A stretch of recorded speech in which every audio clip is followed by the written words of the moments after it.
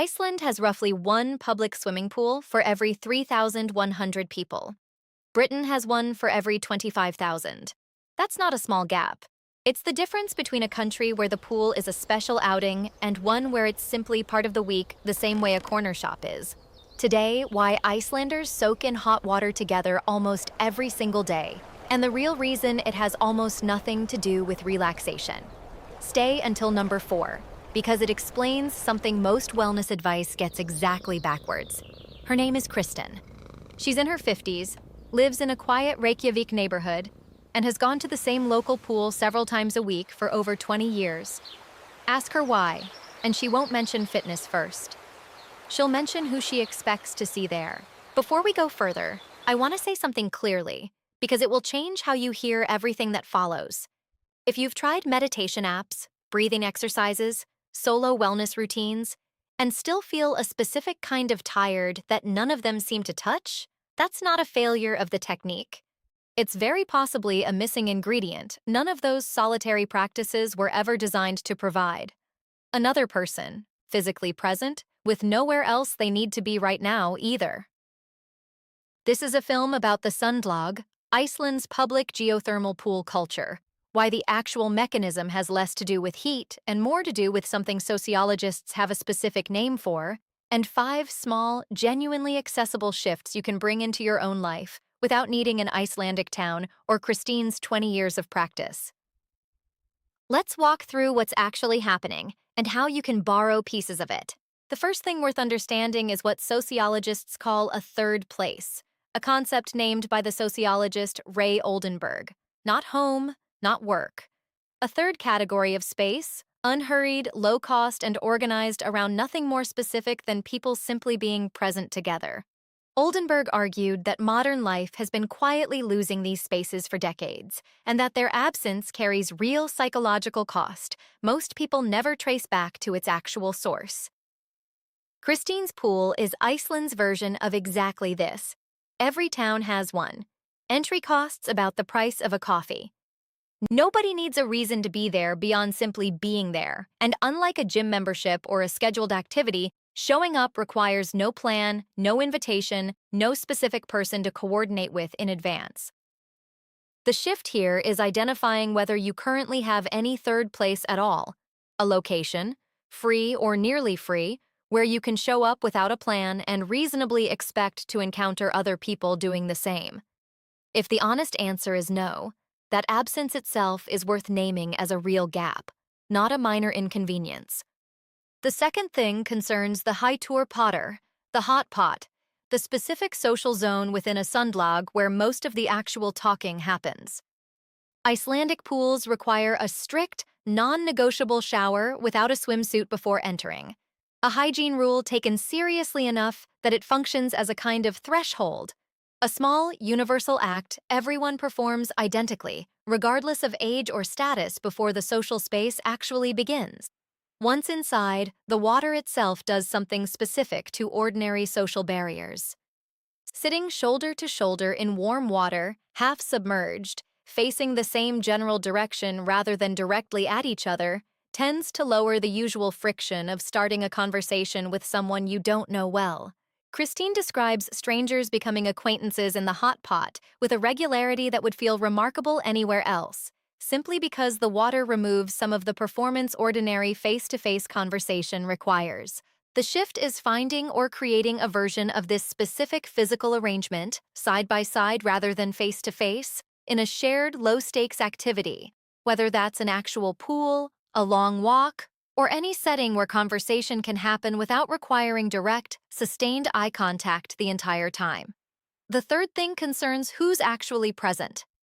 Iceland's swimming pool tradition, formally recognized for its role in Icelandic daily life, was built specifically as an equalizer, toddlers learning to swim beside seniors maintaining their mobility, all mixed together in the same unremarkable water. Sundlaug Reykjavíkur, the city's first indoor pool, opened in 1937, designed by the architect Guðjón Samúelsson, the same architect behind Iceland's most recognizable church.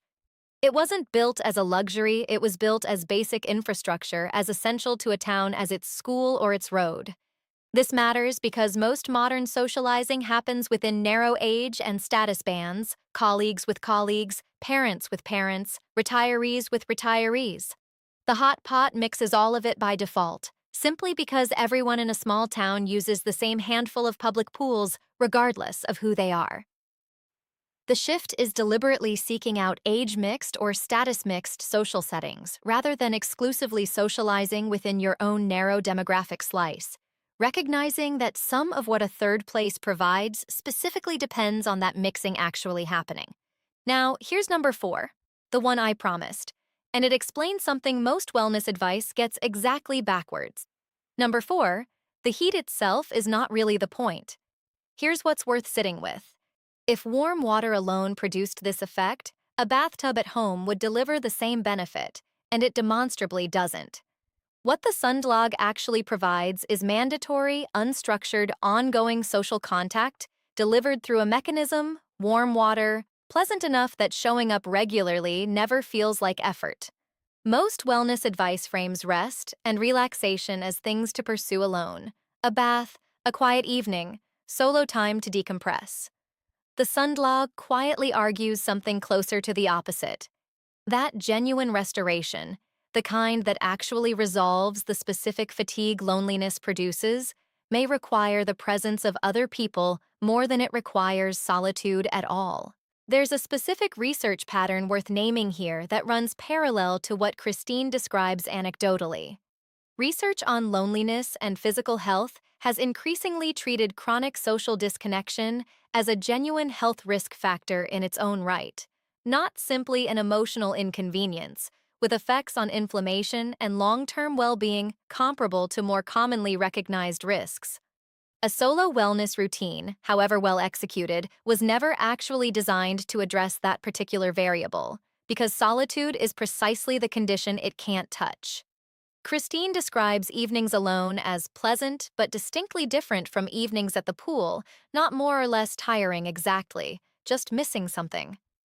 Solitude alone never quite supplies, no matter how well it's executed. Number 5, and this is the one that tends to land differently than the rest, the pool is phone-free by default, not through an explicit rule most places enforce, but simply because a phone in warm water is impractical. This produces something increasingly rare without anyone having to try for it: an extended stretch of time, genuinely present with other people, with no plausible way to check a screen instead. Kristín's 40 minutes in the hot pot each evening are, by simple physical necessity, 40 minutes where nothing else is competing for her attention. There's a specific quality to this kind of constraint worth naming, distinct from a phone left in another room by sheer willpower. A willpower-based phone break requires ongoing resistance, a small effort maintained the entire time, always at risk of quietly failing. A physically impossible phone check requires none of that. The decision gets made once by simply entering the water and then holds itself in place for the full duration without needing to be renewed moment to moment. Kristín never has to resist checking her phone in the hot pot. The option was never actually available in the first place, which turns out to matter more than it initially sounds. The shift is creating deliberate phone-free windows during social time, not through willpower alone, which tends to fail, but through the same kind of physical impracticality the pool provides by accident, leaving the phone in another room, choosing an activity where holding it simply isn't feasible. Here is the one idea tying all 5 of these together, the filter Kristín would offer without ever formally naming it. Wellness culture spent years teaching people to retreat inward for rest. The Sundlaug suggests the opposite direction may matter just as much, that a specific, significant portion of what depletes us gets restored not through solitude, but through ordinary, unremarkable proximity to other people, delivered regularly enough that it stops requiring any active effort to maintain. This isn't an argument against solitude itself, and it's worth being precise about that distinction. Solitude has its own genuine, well-documented value, explored elsewhere in this series. The point isn't that one direction is correct and the other mistaken. It's that a life built entirely around solitary restoration, however well executed, is missing an entire category of recovery that solitude was simply never designed to provide. The same way the most perfectly optimized diet still can't substitute for a nutrient it doesn't contain. Before you go, here's a 2-minute test you can try today. Think of the last time you spent unstructured time, no agenda, physically near other people, not scrolling, not performing, simply present. If you can't remember, that's genuinely useful information. Not a personal failing, just a gap worth naming honestly. A more restored life was never built through solitude alone. It was built the way Kristín builds hers: warm water and other people, present at the same ordinary hour, week after week, until showing up stopped requiring any willpower at all. If this shifted how you think about your own rest, share it with someone who might need the reminder that sometimes the most restorative thing available isn't quiet. It's simply not being alone. Do you have a third place in your own life? Tell us in the comments. I'll see you in the next one.